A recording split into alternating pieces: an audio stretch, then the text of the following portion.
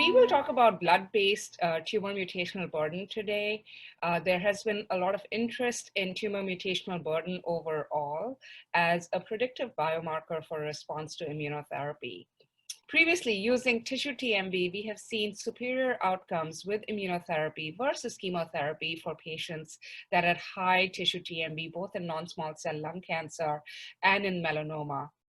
Most recently, blood-based TMB has become interesting because it offers a minimally invasive way to ascertain a patient's tumor mutational burden, especially in those patients receiving immunotherapy.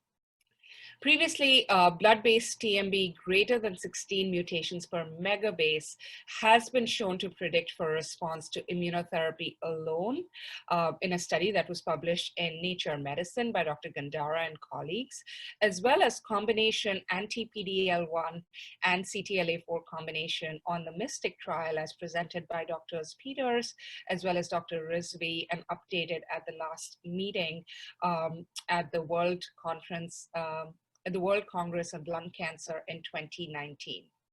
What they showed was that patients that had a TMB greater than 16 tended to have superior outcomes, and perhaps even a subset of patients that had TMB greater than 20 had a slightly better outcome to combination immunotherapy.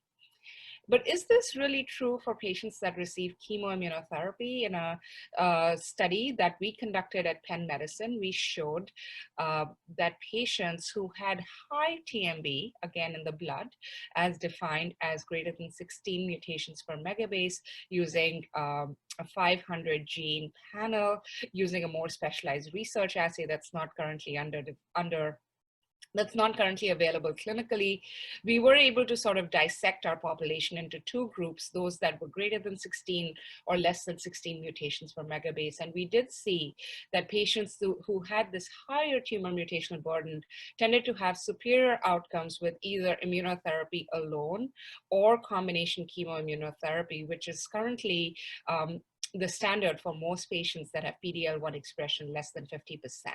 We saw this for response rate, we saw this for progression-free survival, and there were trends for overall survival, although our numbers were not big enough to really discern these differences as the median overall survivals were quite long. There's also been interest in looking at other mutations. So we looked at ERB2, exon 20, we looked at STIC11, which is an emerging biomarker, KEAP1 and PTEN. We also found that these mutations tended to cluster in patients that did not receive a durable benefit from immunotherapy.